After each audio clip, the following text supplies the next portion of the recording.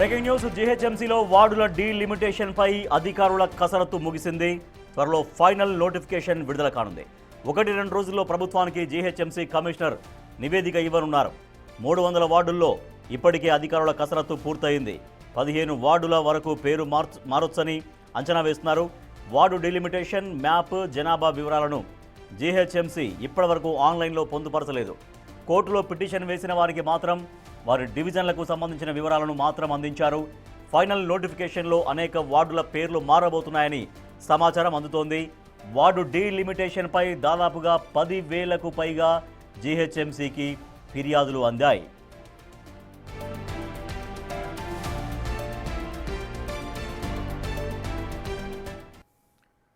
అన్యాక్రాంతమైన భూముల్ని కాపాడడంలో హైడ్రా కమాల్ చేస్తోందా?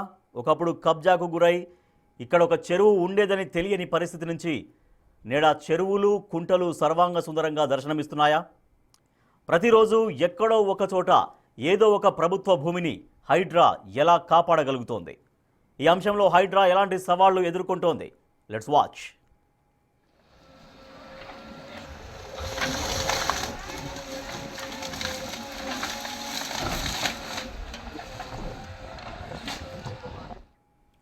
హైడ్రా ఇప్పటి వరకు ఎలాంటి జర్నీ సాగించింది? ఇప్పటికీ హైడ్రా సాధించాల్సిన లక్ష్యాలేంటి? ఆ మాటకొస్తే హైడ్రా కమిషనర్గా కోర్టుకు వెళ్లడాన్ని కొందరు ఎలాంటి దుష్ప్రచారం చేస్తున్నారు? టోటల్గా హైడ్రా ద్వారా లబ్ధి పొందిన వారెవరు? తక్కువగా ఉన్న కొందరి కారణంగా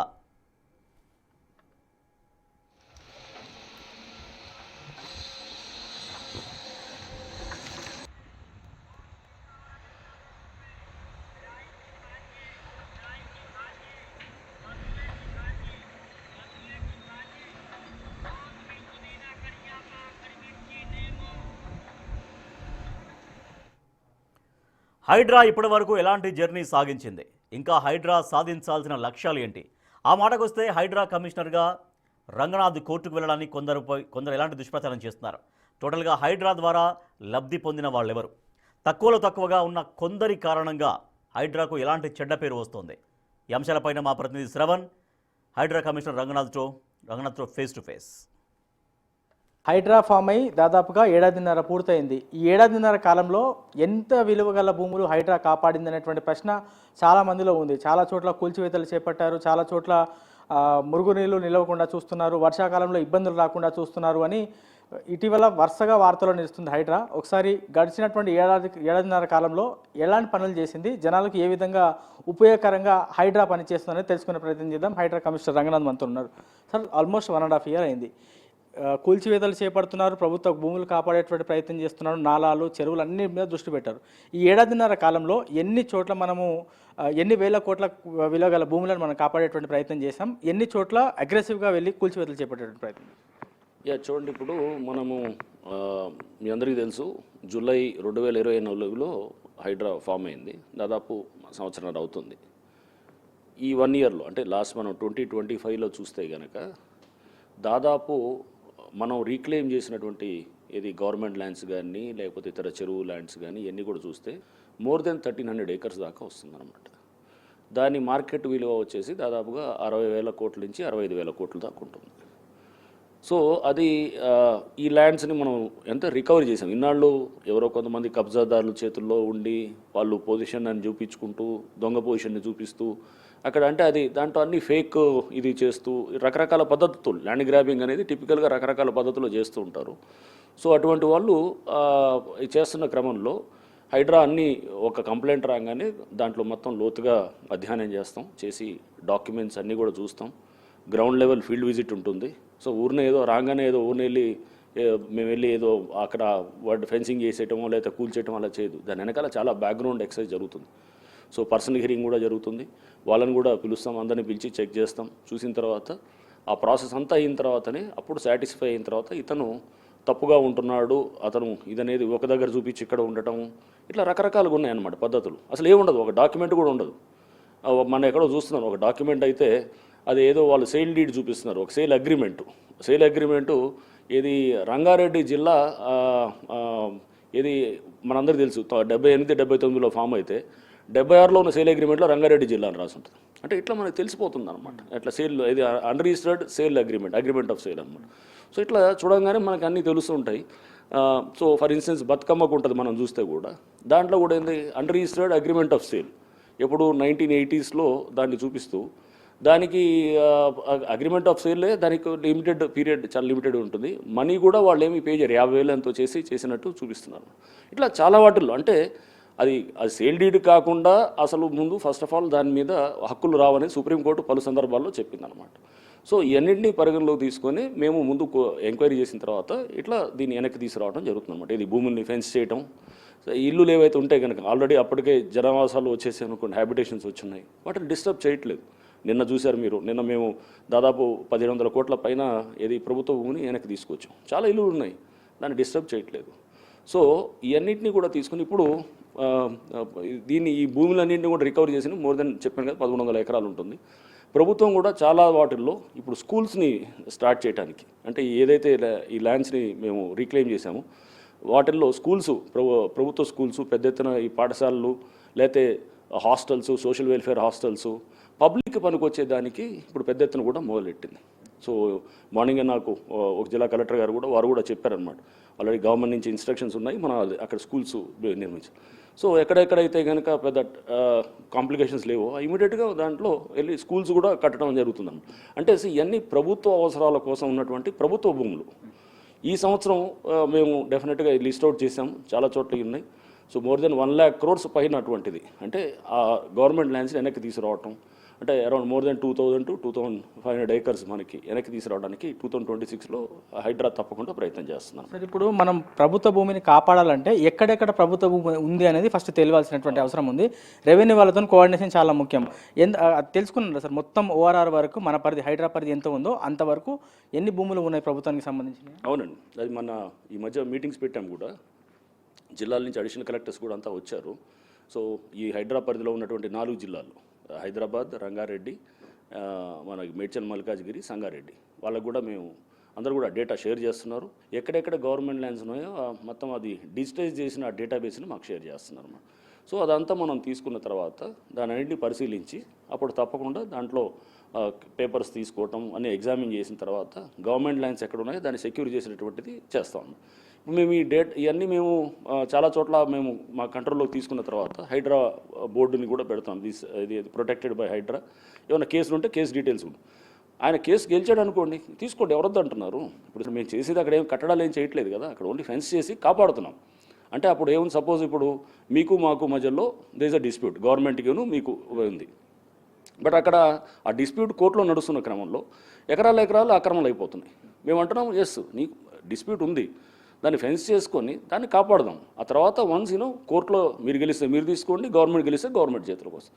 బట్ ఈ టైంలో వేస్తారు, దొంగ సర్వే నెంబర్లు వేసి దొంగ వ్యవహారాలు చేసి మెల్లిగా దాన్ని అమ్ముకుంటూ పోవడం అనేది చేస్తున్నారు. దాన్ని అడ్డుకోవడానికి హైడ్రా ఈ పనులు చేస్తుంది అనమాట. సార్ ఇప్పుడు హైడ్రా గతంలో స్టార్టింగ్లో ఫామ్ అయినప్పుడు ఎంత నెగిటివిటీ వచ్చిందో ఇప్పుడు మెల్లిమెల్లిగా కొంత పాజిటివిటీ వస్తుంది. జనాల కోసం హైడ్రా పనిచేస్తున్నటువంటి తీసుకెళ్తున్నారు. కానీ కొన్ని సందర్భాల్లో కోర్టులో నుంచి వస్తున్నటువంటి ఆర్డర్లు కానీ డైరెక్షన్స్ కానీ, మొన్న మిమ్మల్ని నేరుగా వచ్చి ఎందుకు రాలేకపోయారని నేరుగా మిమ్మల్ని తిట్టినట్లు హైడ్రా కమిషనర్ రంగనాథ్ పైన మొట్టికాయలనేటువంటి వార్తలు సోషల్ మీడియాలో విపరీతంగా ట్రోల్ చేస్తున్నారు.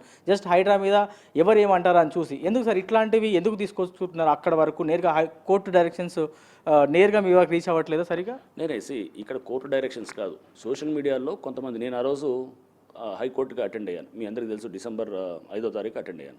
నేను అటెండ్ అయ్యింది దేనికి వెళ్ళాను, ఒక కంటెంప్ట్ కేసులో వెళ్ళాను. అంతకుముందు November 27th నేను కొన్ని కారణాల వల్ల, అనివార్య కారణాల వల్ల నేను రాలేకపోయాను. అందుకోసం December 5th రోజు నేను వచ్చాను. నేను అక్కడ జడ్జి గారికి కూడా వారికి నేను ఇది మొత్తం మా దీంట్లో చెప్తూనే అప్పుడు రిక్వెస్టెడ్ ఫర్ అపాలజీ. మేము రాలేకపోయాము, 27వ తారీఖు ఈరోజు వచ్చాము, ఈ కారణాల వల్ల రాలేకపోయామని కూడా కారణాలు కూడా చెప్పాం. దాని తర్వాత సోషల్ మీడియాలో కొన్ని ఉంటాయి కదా, ఎవరంటే వాళ్ళు ఎట్లా ఇంట్రెస్టెడ్ సోషల్ మీడియా వాళ్ళు ఉంటారు. ఏది కోర్టుకి ఏది ఏది మేము అపాలజీ చెప్పింది ఏది బతుకమ్మ కుంటలో అపాలజీ చెప్పారని కాదు. అది అపాలజీ చెప్పింది బతుకమ్మ కుంట దీనికి సంబంధించింది కాదు. Bathukamma Kunta 100% Hydraa is on the right lines అనమాట. ఎందుకంటే అది కోర్టు ఉత్తర్వుంది, మనం ఖచ్చితంగా పాటిస్తూనే మేము చేసాం. అక్కడ ఏదో ఒక బండ్ నిర్మాణం కానీ లేకపోతే అక్కడ పెట్టినటువంటి అన్ని ఫెసిలిటీస్ అన్నీ కూడా కోర్టు ఇచ్చినటువంటి ఆర్డర్లకు అనుగుణంగానే తయారు చేసాం అనమాట. అదే రేపు మేము కోర్టులో కూడా అంతా మేము సబ్మిట్ చేసాం అదంతా. సో ఇంకా మనం చెప్తాం కోర్టు దృష్టికి తీసుకువెళ్ళి ఇది జరిగిందనేది. సో అంటే కోర్టు చెప్పేది ఒకటి, బయట సోషల్ మీడియా చూపించేది ఒకటి జరుగుతుంది. అంటే ఎవడు ఇంట్రెస్ట్ ఉన్నవాడు అది చూపిస్తూ మాట్లాడుతున్నాను.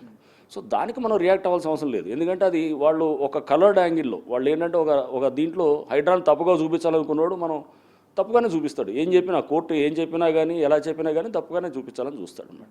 సో అందుకోసం ఈ కలర్డ్ రిపోర్టింగ్ తర్వాత యాక్చువల్గా కోర్టు ఒక సందర్భంలో మన ఏదైతే డివిజన్ బెంచ్ ఉందో నెక్స్ట్ డే ఒకటి ఇది కూడా ఇచ్చారు, సూమోటో తీసుకొని ఒక పేపర్లో నన్ను నించోబెట్టమన్నారు ఏం చెప్పేసి అనే దానికి కోర్టే సూమోటో తీసుకుని అది ఎక్కడ రాలేదు మళ్ళీ పేపర్స్లో.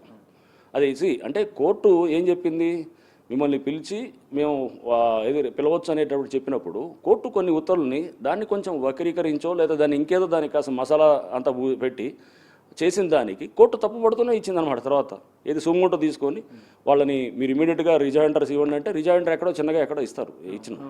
సో ఇది జరుగుతుందన్నమాట. అంటే యాక్చువల్గా హైడ్రా అనేది కొంచెం పబ్లిక్ బాగా ఫాలో అవుతున్న ఒక అంశంగా ఉన్నది. సో దీని మీద ఏంటంటే కాస్త ఇట్లా మీడియాలో కానీ కొన్ని మీడియా కానీ కొంత సోషల్ మీడియా కానీ ఇట్లా రకరకాల వాళ్ళు వాళ్ళ దీనికి తగ్గట్టుగా వాళ్ళ లీనింగ్స్ తగ్గట్టుగా దానికి తగ్గట్టుగా వాళ్ళు రిపోర్టింగ్ చేసుకుంటూ ఉన్నారనమాట. అది సార్ మొన్న రీసెంట్గా గమనించి ఉంటారు, జూబ్లీస్ బై ఎలక్షన్కి సంబంధించి ఒక పార్టీ గెలిస్తే ఒకటి వస్తుంది, ఇంకో పార్టీ అధికార పార్టీ గెలిస్తే హైడ్రా బుల్డోజర్లు వస్తాయి అనేటువంటి మాటకు నేరుగా దాన్ని ప్రచార అస్త్రంగా వాడుకున్నారు. ఏమన్నా అనిపించిందా సార్ గవర్నమెంట్కి చెడ్డ పేరు తీసుకొచ్చే విధంగా వీరు ప్రచారం చేస్తున్నారు, జనాలకు అంత రీచ్ అయిందో లేదో మనం చేసే మంచి పని అని? నేను రాజకీయాల గురించి నేను మాట్లాడాను కానీ మీరు చూశారు ఆ టైంలో హైడ్ మీద కొంత దుష్ప్రచారం తీవ్రతరం చేసినప్పుడు కూడా పబ్లిక్ స్వచ్ఛందంగా వేలాది మంది రోడ్ల మీదకి వచ్చి వాళ్ళు చేశారు. చిన్నపిల్లల నుంచి ముసలి వాళ్ళ దాకా వేలాది లక్షలాది మంది. అంటే యాక్చువల్గా మన సమాజంలో జరిగేది ఏంటంటే బెనిఫిట్ అయ్యే వాళ్ళు లక్షలాది మంది కోట్లాది మంది బెనిఫిట్ అవుతున్నారు, లక్షలాది మంది బెనిఫిట్ అవుతున్నారు.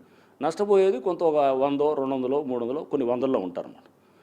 ఏమవుతుందంటే మెజారిటీ సైలెంట్గా ఉంటున్నారు, మైనారిటీ ఎవరైతే నష్టపోయారో వాళ్ళు ఓకల్గా ఉండి వాళ్ళు మొత్తం ఈ సోషల్ మీడియాలో కానీ కొంత మిస్ రిపోర్టింగ్లో కానీ వాళ్ళు చేస్తున్నారు. లాభపడేది ఇప్పుడు లక్షలాది మంది లాభపడేవాళ్ళు సైలెంట్గా ఉండడంతో ఈ ప్రాబ్లం వస్తుందన్నమాట. సో అందుకోసం మనం చూసాం అప్పుడు ఎలక్షన్ ఆ టైంలో కొంత హైడ్రా మీద దుష్ప్రచారం జరుగుతున్నప్పుడు స్వచ్ఛందంగా ఎవరికి వాళ్ళ బస్తీల్లో కానీ కాలనీస్లో కానీ రోడ్ల మీదకి వచ్చి పిల్లల్ని తీసుకొని వచ్చి చిన్నపిల్లల్ని కూడా 3-4 సంవత్సరాల పిల్లల్ని 80 ఏళ్ళు 85 ఉన్న వయసులో పెద్దవాళ్ళు కూడా వచ్చేసి వాళ్ళందరూ స్వచ్ఛందంగా చేసి మేమెవరం చెప్పలేదు, మేమేం చెప్పింది ఏం లేదు, వాళ్ళే అందరూ వచ్చేసి హైడ్రాకి మద్దతుగా వచ్చారు. సో ఇది ఒక సంస్థ కూడా మనం చూసాం. ఇది నేను 2-3 రోజుల క్రితం ఒక ఆర్టికల్ ఇండియన్ ఎక్స్ప్రెస్లో చూసాం. అది చూసినప్పుడు దాంట్లో ఒక మన ప్రజెంట్ మన ఎవరు సిఆర్ చైర్మన్గా చేశారు వారు, మన పేరు ఎక్స్ ఎంపీ కూడా ఆయన బీజేపీ నేషనల్ వైస్ ప్రెసిడెంట్గా కూడా చేశారు. వారు ఇండియన్ ఎక్స్ప్రెస్లో ఒక ఆర్టికల్ రాశారు చెప్తూ అర్బన్ గవర్నెన్స్లో ఇది మహారాష్ట్ర దాన్ని ఎగ్జాంపుల్గా చెప్తూ అర్బన్ గవర్నెన్స్లో ఇలాంటి చేసేటప్పుడు హైడ్రా అనే సంస్థలు లాంటివి కూడా తెలంగాణ తెచ్చిన దాన్ని అది చాలా అది ఇప్పుడు ఎఫెక్టివ్గా పనిచేయడం వల్ల మనం కూడా ఇప్పుడు వేరే ప్రభుత్వాల్లో కూడా అది రావాలని చెప్పి అనుకున్నారన్నమాట. సో మనం చూస్తే కనుక పార్టీలకు అతీతంగా ఇప్పుడు అందరూ కూడా సమర్థిస్తున్నారు. మనం ఇది అపోజిషన్ పార్టీస్లో చాలామంది మన బతుకమ్మ కుంట పునరుద్ధరణప్పుడు స్థానికంగా ఉన్న బీఆర్ఎస్ ఎమ్మెల్యే వారు సపోర్ట్ చేస్తూ అంటే హైడ్రా చర్యల్ని చేస్తూ చెప్పారు. BJP ex national vice president Sahasrabuddhe అని డాక్టర్ వినయ్ సహస్రబుద్ధే అని నిన్న ఇండియన్ ఎక్స్ప్రెస్లో 2 రోజుల క్రితం ఒక ఆర్టికల్ రాశారు. అంటే అర్బన్ గవర్నెన్స్లో హైడ్రా లాంటి వ్యవస్థలు చాలా అవసరం. అంటే ఆయన బాంబేలో ఎగ్జాంపుల్స్ చెప్తూ ముంబైలో ఎగ్జాంపుల్స్ అక్కడ చెప్తూ అక్కడ జరుగుతున్నటువంటి గ్రాబింగ్ కానీ అక్కడ జరుగుతున్నటువంటి అర్బన్ గవర్నెన్స్లో ఉన్నటువంటి సమస్యలను చెప్తూ హైడ్రా లాంటి సంస్థలు అనేది తెలంగాణ గవర్నమెంట్ ఏది తీసుకొచ్చిందో ఇది చాలా అది ఏంటంటే ఒక హిస్టారికల్గా చాలా మంచి ప్రయత్నం ఇది, దీన్ని మనం కూడా తీసుకురావస్తే మంచిదని చెప్పేసి కూడా వారు అంటే ఇప్పుడు పార్టీలకు అతీతంగా కూడా అందరూ హైడ్రా లాంటి సంస్థలు కావాలని అనేది మనకు తెలుస్తుంది. ప్రజలు కూడా వేలాది మంది లక్షలాది మంది కూడా రోడ్ల మీదకి వచ్చి చేస్తున్నారు. సో ఇప్పుడు ప్రజల మద్దతుతోటి పార్టీలన్నీ కూడా దీనికి మద్దతుతో ఉన్నప్పుడు ఒక ఆర్గనైజేషన్ డెఫినెట్గా ఇంకా స్ట్రాంగ్గా ముందుకు తీసుకెళ్ళడానికి నెక్స్ట్ ఇయర్ అంటే 2026 మేము ఒక మంచి ప్రణాళిక వేసుకున్నాం. తీసుకెళ్తే ఇంకా పబ్లిక్ ఇంకా బెటర్ చేయడానికి అంటే ఇంకా ఎక్కువ చెరువులు మనం పునరుద్ధరణ చేయొచ్చు, లేదా ఎక్కువ గవర్నమెంట్ ల్యాండ్స్ రీక్లెయిమ్ చేయొచ్చు, అండ్ వీలైనంత కాన్ఫ్లిక్ట్ కూడా తగ్గించేటట్టు, అంటే ఎక్కడ కూడా వీలైనంత వరకు అయితే మేము చేస్తున్న తప్పులు ఉన్నాయనుకోండి దాన్ని కూడా కరెక్ట్ చేసుకుంటూ, ఎక్కడన్నా చిన్న చిన్న కింద మేము ఒకటి చెప్పినప్పుడు కింద ఒకటి అక్కడే జరిగినప్పుడు దాన్ని కూడా చెక్ చేసుకుంటూ, అంటే కంటిన్యూస్గా మేము కూడా మాలో మేము ఇంట్రాస్పెక్ట్ చేసుకుంటూ ఆర్గనైజేషన్ ఇంకా బెటర్గా తీసుకెళ్లాలనే దిశలో మేము చేస్తున్నాం అన్నమాట. సార్ ఇటీవల కల్వకుంట్ల కవిత కూడా నేరుగా కొన్ని భూములు ఆక్రమణ అవుతున్నాయి, చాలా చెరువులు హైడ్రా కాపాడుతుంది, సరే మంచి యాక్టివిటీ చేస్తుంది, కానీ ఇప్పుడు ఒక ఎమ్మెల్యే బీఆర్ఎస్కి సంబంధించినటువంటి ఎమ్మెల్యే వాళ్ళకి సంబంధించిన వాళ్ళు ఆ చెరువుని పూర్తి స్థాయిలో రౌండ్గా బిల్డ్ చేసి ఆ చెరువుకి వెళ్ళడానికి కూడా రూట్ కూడా క్లోజ్ చేశారనేది, అది హైడ్రా కనబడలేదు అనేటువంటి ఆరోపణలు కూడా ఆమె చేశారు. అవునండి, అవును. దాని మీద కూడా ఈ మధ్య మేము ఎంక్వైరీ కూడా చేసినప్పుడు అన్ని డిపార్ట్మెంట్స్ వాళ్ళు కూడా వచ్చారు. దానికి కొంత సర్వేయింగ్ ఇంకా కొంత డేటా కలెక్ట్ చేస్తున్నాము. వన్స్ అయిన వచ్చిన తర్వాత డెఫినెట్గా మా వైపు నుంచి యాక్షన్ ఉంటుంది. ఆక్రమణ జరిగిందా సార్ కొంతమేర స్టార్టింగ్లో మీరు ఇనిషియల్గా చేసిన సర్వే ప్రకారం?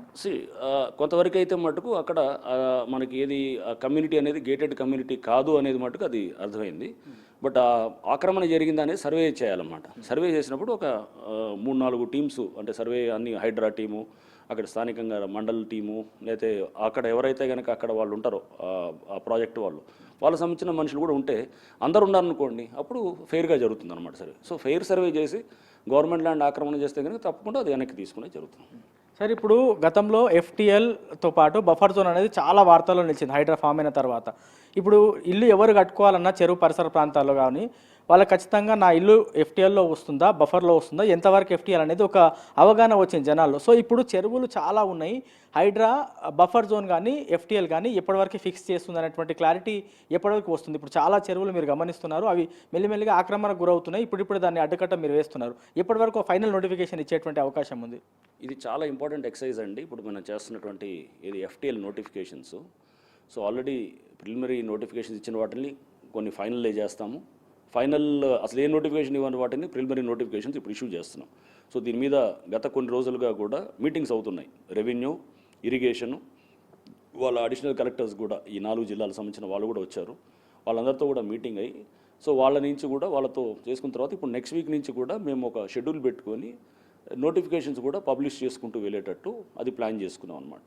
సో ఏదైనా కానీ కూడా బై 2026 ఎండింగ్ కల్లా మ్యాక్సిమం, అంటే అనుకోవడం బహుశా కొన్ని ఏమైనా డిస్ప్యూట్లు ఉంటే తప్ప, అంటే ఏమైనా దాంట్లో కాంట్రవర్సీ ఉందనుకోండి, కాంట్రవర్సీ ఉంటే ఒక హయ్యర్ బాడీకి రిఫర్ చేయాలని కూడా ప్రభుత్వంకి మేము రిఫర్ చేస్తున్నాం అనమాట.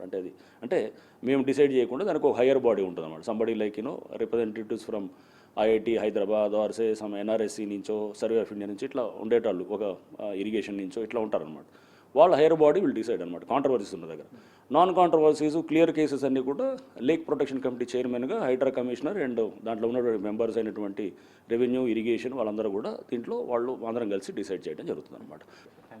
సో ఇది ఓవరాల్గా గడిచినటువంటి 1.5 కాలంలో హైడ్రా చేసినటువంటి యాక్టివిటీస్ పైన పూర్తి అప్డేట్. రాబోయే రోజుల్లో ఇప్పటికే ఒక బతుకమ్మ కుంట ఆల్రెడీ రివైవ్ చేశారు, అక్కడ స్థానికుల దగ్గర నుంచి మంచి హర్షం వ్యక్తం అవుతుంది హైడ్రా చేసినటువంటి యాక్టివిటీకి కానీ హైడ్రా చేసినటువంటి పనికి కానీ. రాబోయే రోజుల్లో మిగతా చెరువులు కూడా త్వరలో రివైవ్ చేస్తాం. హైడ్రా పోలీస్ స్టేషన్ ఇక తొందరలో కూడా ఫుల్ ఫ్లెడ్జ్గా పనిచేయబోతుంది. జనాల దగ్గర నుంచి వచ్చినటువంటి ప్రతి ఫిర్యాదును కూడా స్వీకరిస్తున్నాం. గ్రౌండ్ లెవెల్లో దాని అంశాలు ఏంటి, లీగల్గా ఆస్పెక్ట్స్ ఏంటి, ప్రతిదీ కూడా పరిశీలించిన తర్వాతనే అక్కడ ఏం చేయాలి ఏం చేయొద్దు అనేటువంటి అంశాలపైన నిర్ణయం తీసుకుంటామని చెప్తున్నారు. జనాలకు మంచి చేకూర్చడానికి, రాబోయే తరాలకి మంచి ప్రభుత్వ భూమితో పాటు ఆహ్లాదకరమైనటువంటి వాతావరణం అందించడానికి హైడ్రా నిరంతరం కృషి చేస్తుందని హైడ్రా కమిషనర్ రంగనాథ్ చెప్తున్నారు. ఇది ఓవరాల్గా గడిచినటువంటి 7.5 కాలంలో హైడ్రా చేసినటువంటి యాక్టివిటీస్ పైన పూర్తి అప్డేట్. కెమెరామెన్ గౌస్తో శ్రవణ్.